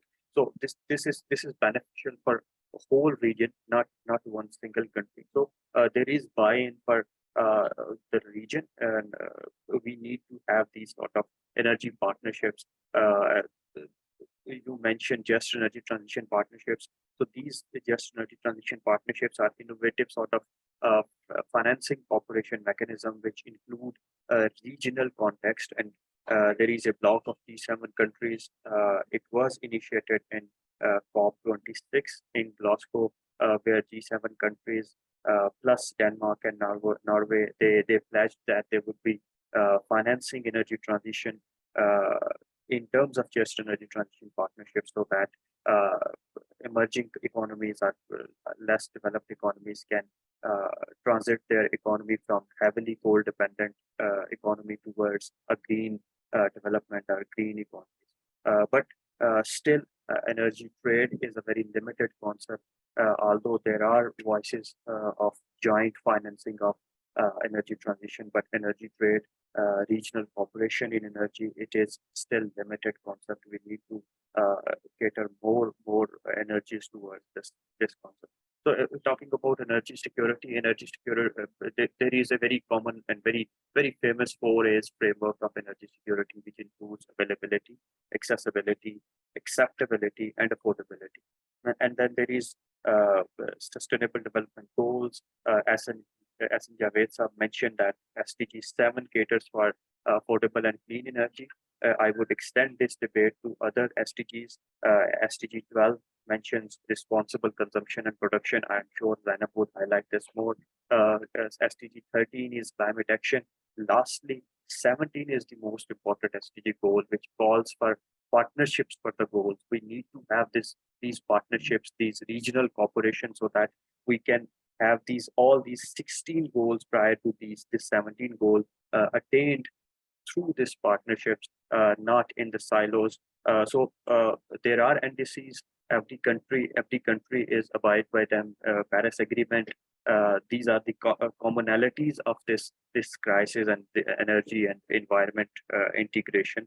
Obviously, we need billions of dollars in climate financing. We need energy transition partnerships.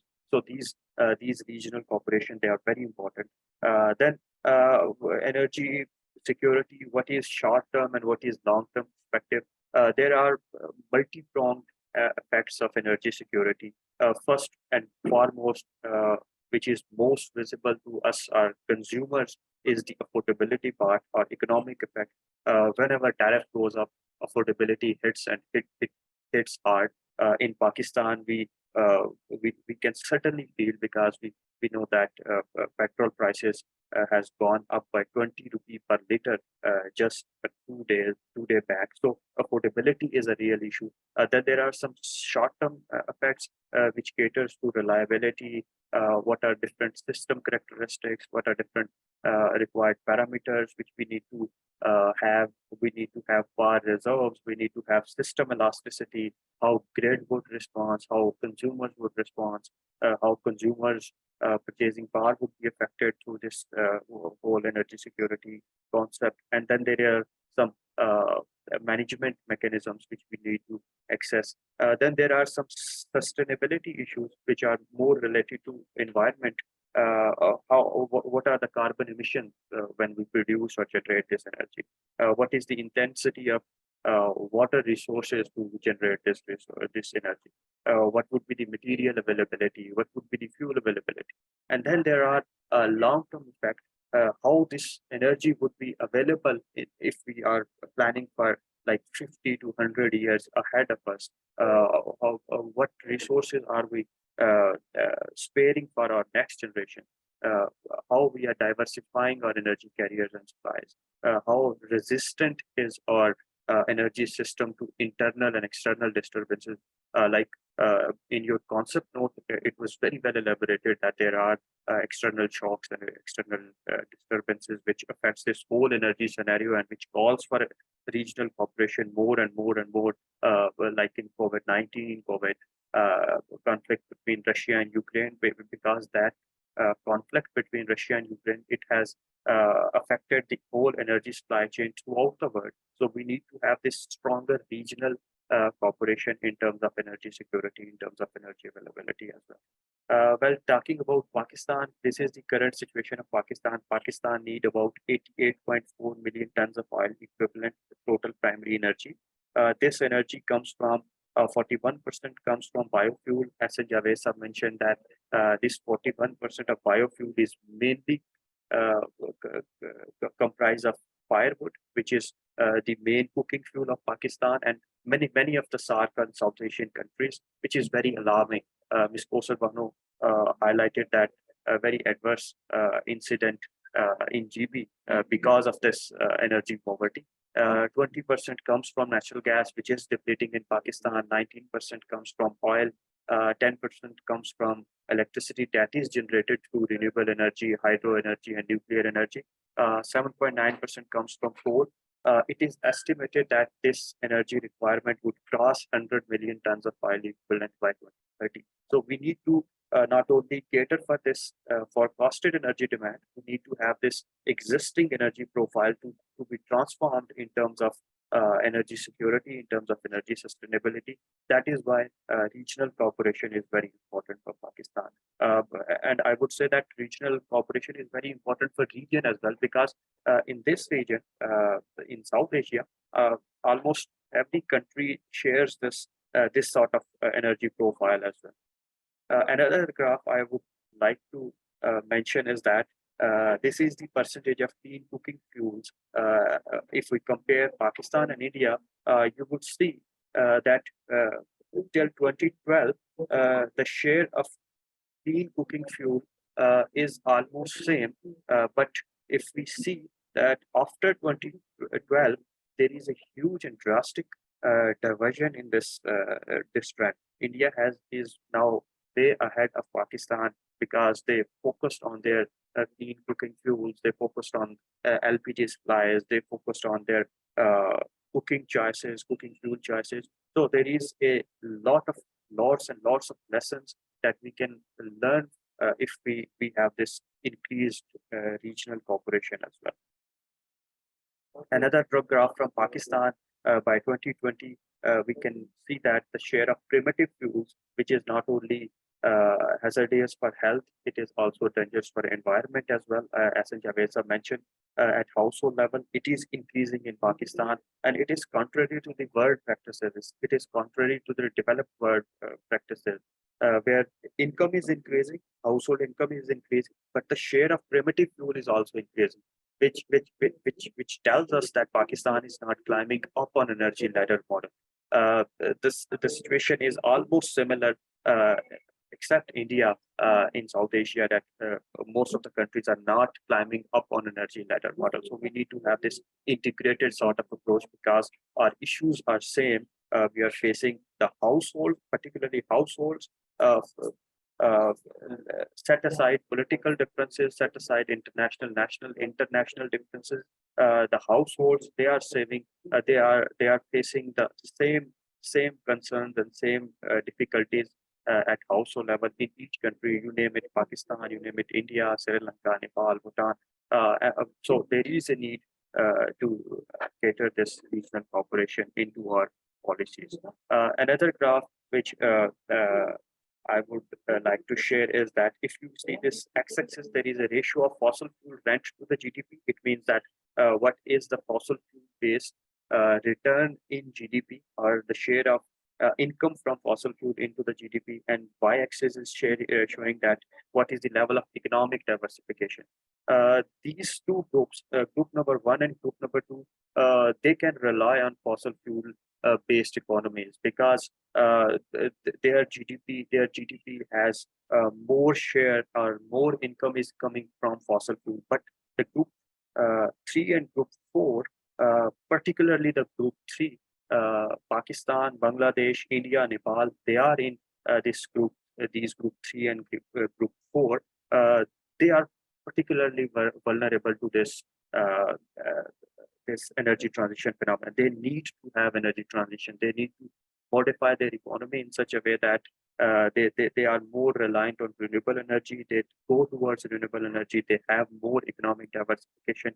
So there is a need, not only need for energy in terms of regional cooperation, we need to have regional cooperation for our economic prosperity and macroeconomic development and stability as well. We need to acknowledge some elephants in the room before going towards regional cooperation. First one is that we need to understand barriers. What are different regional power trade? What is the integration that differs from country to country or region to region? Second is that removal of tariff and non-tariff barriers, because there are so many tariffs and non-tariff barriers in terms of trade, particularly in energy projects and services. Third is that energy networks becoming natural monopolies under public ownerships. We need to cater for those as well. Investments are required to build capacity. Large transaction costs, obviously, for sub-regional projects. Sixth one is that we need to cater for this subsidy issue and lack of sector reforms. Seventh is the sustainability issue and phased approaches. There is lack of institutional mechanism for sharing mutual gains between countries, lack of technology, weak political and technical leadership, difficult business environments for attracting private investors. 12th has the governance issues. Most important is the trust deficit that we are having inter-regional. Energy financing, you mentioned that we need to have this just energy transition partnerships so that we can transform our energy portfolios in terms of regional cooperation. There are some other deep integration mechanism or tweaks to do. For example, in terms of regional connectivity architecture, we need to operationalize and fully synchronize this multi-country and interconnected power system. In terms of cross-border trading arrangements, electricity pricing competition achieved through a range of market mechanisms such as spot, day-ahead, transmission and capacity auctions, just like as Javed Saab mentioned that we need to cater for that. In terms of technical and or regulatory harmonization, Najam Saab mentioned and provided a European example of harmonization of rules and grid codes and transmission tariffs, just like Nordic countries do.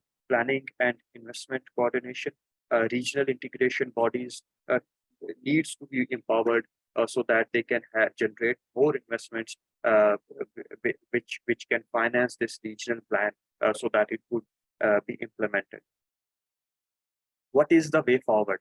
Well, first of all, we need to have this sort of platforms to generate more voices and energy dialogues for cooperation. Second is that we need to work towards universal access of modern energy services, because issues are same.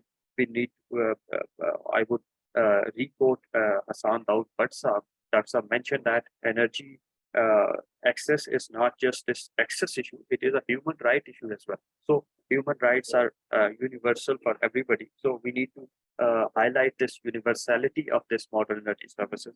Third is that we need to advance the development and use of modern and renewable energy sources, improve energy efficiency and conservation, improve energy trade, improve fiscal policy and financing mechanism to incentivize and to strengthen the markets for sustainable energy, improve energy statistics and facilitation of data, and information sharing, particularly in terms of hydroelectric power, because most of the South Asia is interconnected, particularly India and Pakistan. Obviously, this information sharing is vital for flood management. It is vital for hydroelectric electricity generation. Eighth is that we minimize environmental impact of the energy sector. This is another common objective of region. Develop common infrastructure and harmonized energy policies to increase regional economic integration. 10th is that we promote capacity building, education, and knowledge sharing in the field of energy.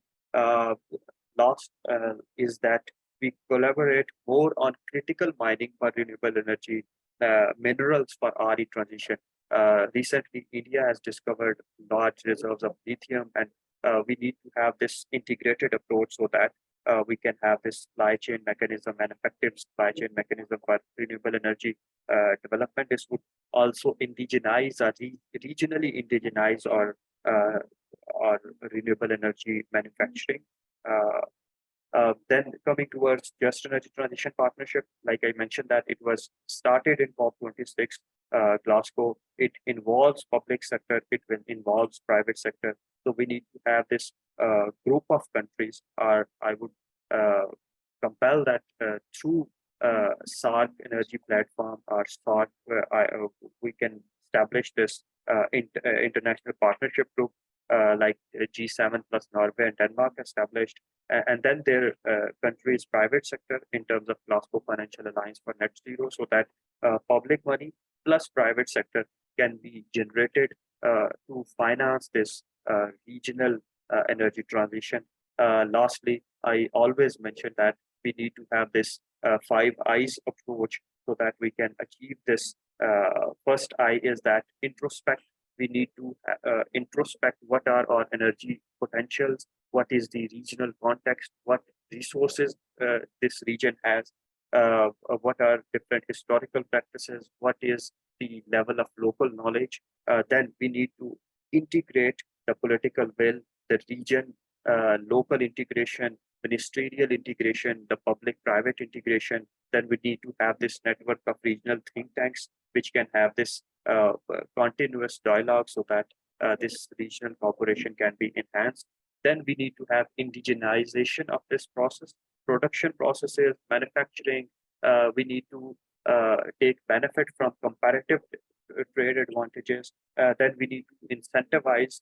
We need to remove trade barriers, more dialogues. Carbon markets is one unique aspect of the region that we can cater for this. Then regional markets.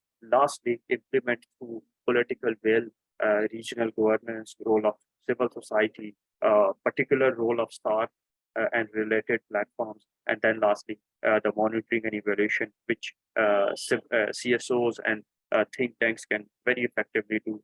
I would conclude that there is a climate chaos going around the world. Political economy and macroeconomy policies are now focused on climate change. So we need to use this climate chaos as a ladder for sustainable energy cooperation. So I would end here. Yes. Back to you. Thank you so much. Thank you so much, Dr. Khaled. This has been extremely helpful understanding the different models of JETPs and how they can actually be used to different. But I think just in the interest of time, we'll have to sort of wrap things up, and we also have to go back to Hassan Javed for his remarks. But I think just coming to Zainab, Dr. Khaled has also highlighted some of the points around the regional cooperation. You have also been working around that. I mean, that's also one of the very key points of what Ms. Kosabano mentioned around the COP28 as well. So how do you see regional corporations playing very important role? I would request Zainab to be sort of, please be brief. So we'll just have to wrap it up in like 5 to 10 minutes. Yes, if you could just be brief, we have to write up the whole event in 5 to 10 minutes. Over to you, Zainab. Thank you.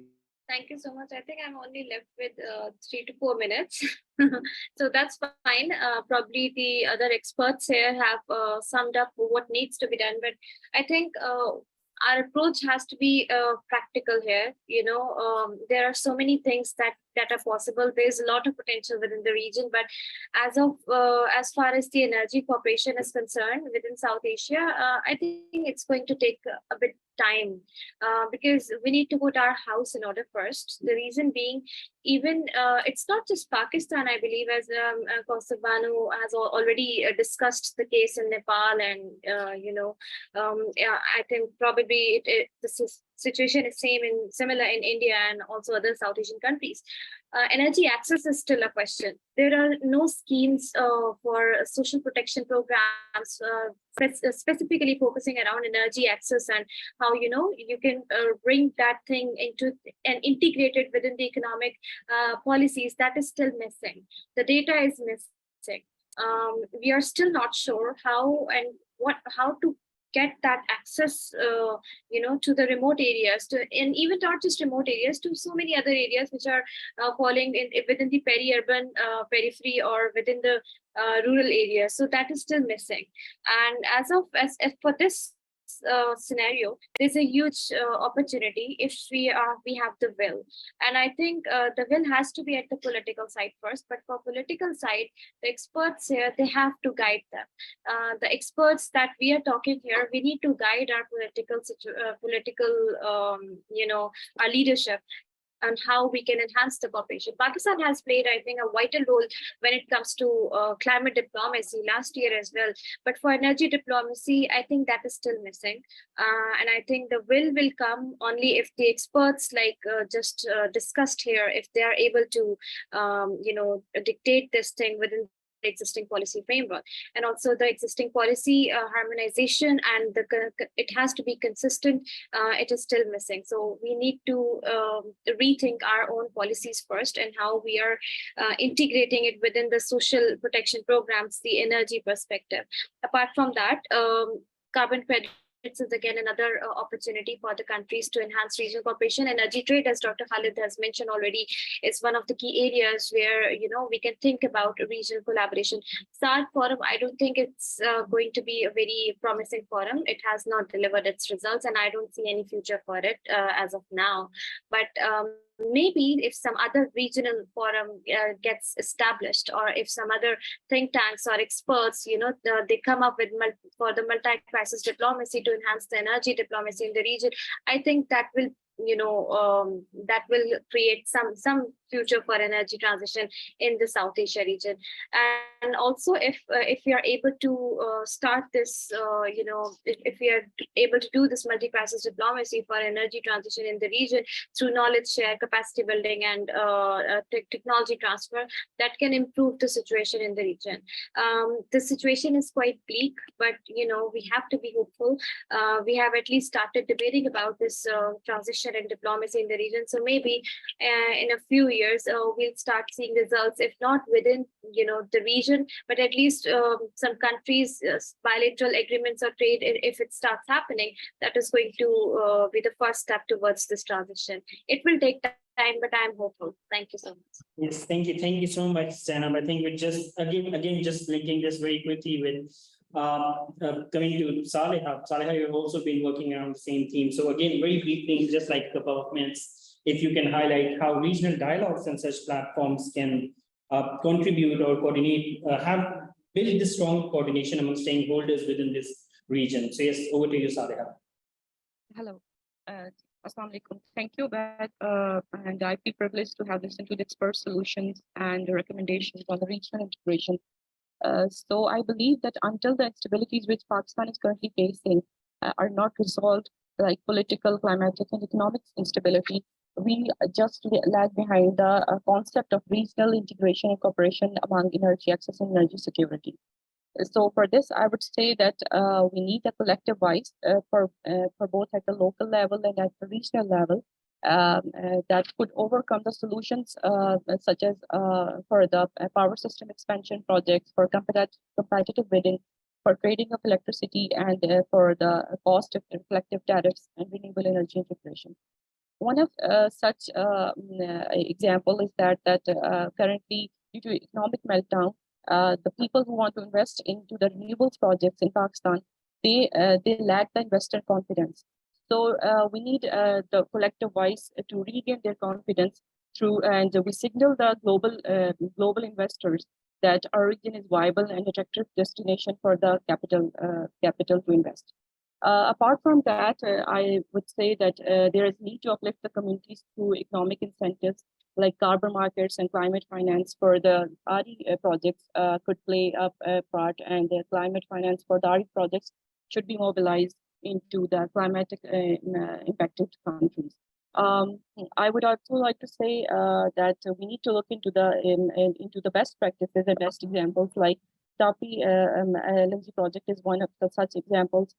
We need to look into the opportunities, the benefits of that, and we also look into the projects which are not currently being operationalized, like CASA 1000. We need to look into the possibilities how we can operationalize that project and how we can benefit from that.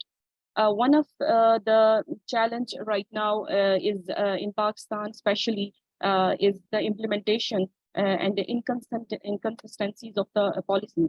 So I believe that all the recommendations which we have gathered today right now, they need to compiled and they need to come up into the election manifestos so that these policies which we have or the recommendations we have gathered right now, that should be part of our political party's will, and that could enhance the regional models and vision the prospects of such corporations. So that's it from my side. Thank you. Yes, thank you, Salha. I think very relevant point. This discussion needs to be, I completely agree, needs to be upscaled. So I think taking the whole discussion back to SAR, perhaps just before going to SNSAR, we just have one more very brief remarks from Ms. Malaika. Malaika, if you could also highlight some of the recommendations that you actually have based on the work that you actually did around the SAR countries. So perhaps if you could just very briefly highlight some of the recommendations and the points you have, and then we'll go towards SNSAR itself. Yes, over to you, Malak. Greetings to everybody. Thank you for providing me with this opportunity to speak on this topic. It was also great to see all these experts giving their insights on the matter. What I would like to highlight is that, like, after looking at, after listening to the discussions of these experts, some were like of the view that SARC might not really have strengthened the integration of the region, but I believe that it could be that the reason it's not very successful in facilitating energy projects is because of the lack of its political importance. So the recommendations that I would like to highlight are that South Asian countries should include SARC within the election manifestos and parliamentary discussions in order to improve the effectiveness of SARC in facilitating energy projects. If the countries in the region include the various declarations by SARC on energy cooperation within the country's 5-year plans and annual budgets, it will result in internalizing regional issues within the domestic political objective. And the donor-funded projects should also aim at synchronizing the technical, regulatory, and bureaucratic affairs of South Asian energy institutions. So that's it from my side. Yes, thank you so much, Malaika. I think very well noted points. So I think, SNSAR, I'll be now coming to you. You have been listening to the discussions ranging from different models to a lot of suggestions coming for, particularly for the SARC region, how SARC can actually play its very effective role. So if you could shed some of your reflections upon those suggestions, and what the way forward do you actually think from this point? And again, we just have to wrap it up very shortly. And after this, I'll be actually handing it over to Dr. Razik and then to Manur for her vote of thanks. So yes, over to you, SNSAR. Thank you very much, Ubaid. So listening to the other participants and experts, it was wonderful. So my key take on this one is that, Ubaid, the thing is that one needs to understand that power sector actually works like it's in a kind of an evolutionary process. For example, I'll tell you an example that back in 2002-3, Pakistan initiated its first wind farm program, and it was basically the plan was to construct to achieve 9,000 megawatt of wind farm electricity by 2009. So that was the plan, but once the implementation to that plan started, so there were a lot of problems being faced by the utilities. For example, HASCO was not agreeing to evacuate that amount of electricity from its jurisdiction because they didn't have that infrastructure over there. Plus, on top of that, NEPRA was not very much acquainted with the PPAs and IAs and these feed-in tariff regimes. So they had to learn a lot during this whole process. And then the first wind farm, which was from Zorlu, I think, it came implemented and was established in 2012.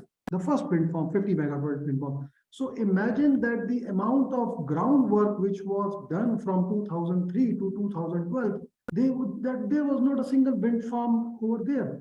But after 2012, now we are starting somewhere between 25 or 3,000 megawatt of wind within 10 years time. So this is what I'm trying to tell the participant, that the groundwork takes a lot of time. Similarly, if you see from the perspective of SAR, for example, now you see that up till now on the energy trade wise, SARC has not been very effective. Yes, you are absolutely right. But once you see the trade regime happening between India and Nepal, India and Bangladesh, now for example, I tell you that India and Bangladesh electricity trade started back in 2019. So they started trading 500 megawatt, then they escalated it to 1,000 megawatt. Now they have also started developing an oil pipeline from India to Bangladesh. So what is happening is that the electricity trade was one of the avenue whereby the delegates had confidence on that arrangements, and then the trade of oil also started over there. Similarly, in Bhutan, India is trading electricity, India is trading oil with them. So we need to understand that there are successful examples within our whole region whereby SAARC countries are collaborating with each other. They are trading electricity and oil and gas with each other. Plus, on top of that, I had given ample examples of renewable energy cooperation and development in South Asian region, whereby we've learned a lot from Indian experts. We have learned a lot from the Sri Lankan experts, for example. Similarly, we have a lot to offer to other countries. So in terms of energy trade, the policy is into the ambit of Ministry of Energy in Pakistan. So for interconnection studies, we have done a lot of interconnection studies for these SAARC countries. We have also done some potential finding studies for the South Asian countries for oil, for a regional LNG power plant in South Asia. There was a detailed study conducted by an external expert for South Asia. So the study, what it does is that it gives you a groundwork that the thing has a potential over there. That is the way to do that. The policy is there. Then all those technical studies have to be done. It's up to the take of the political leadership to take the first step, and then if the whole groundwork is ready, the thing will get implemented in 1 year, 2 year time. So if you wait for the political leadership to take the step, and then you are going to take all those the other steps of policy, regulatory regime, then it will take a lot of time. What I'm trying to say is that you need to carry on with your small works. And if the political regime over there or the regulatory regime over there, then they take the decision, then this thing gets implemented very quickly. So we are very hopeful that this thing may go quickly. For example, renewable energies was not considered very feasible back 10 years back. Who would have thought that we would be implementing so much renewable energy? But with the hike in the oil and coal and gas prices and with the issues of payments and all these things, so now we are considering renewable energy. So my take is that the thing is evolutionary, and then it takes a little bit time for it to be implemented. I'm not sure if I've missed some points. Ubaid, you can mention them. Thank you so much. I think this was perfect. Yes. So I think thank you so much, everyone. I think with this, we'll actually be going to the final remarks and final views from Dr. Razik Hussain. Dr. Razik, if you could also just very briefly highlight some of your key takeaways from this, and then we'll be wrapping this thing up. Thank you. Over to you, Dr. Thank you, Ubaid Saab, for inviting me to this seminar. I'm right now in Skardu, Gilgit-Baltistan. I'm not feeling well, as you can judge from my voice. But the problem here is that internet is too slow here in Gilgit-Baltistan. So if there is any interruption, I apologize in advance. That's why I have kept my video camera off, because I think the video camera may consume the lot of internet energy, so to speak. By the way, I'm not an expert on the issue which is being discussed here. Being a student of international relations, our approach to this issue is shaped by politics. And I would say just 2 or 3 things about politics. And my argument is that we cannot understand the dynamics of energy without taking into account power politics, or real.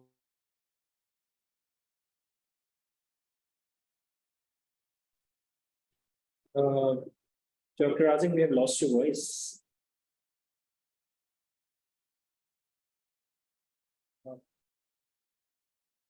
I think he was already having some internet issues. Dr. Razik cannot actually hear you. Okay.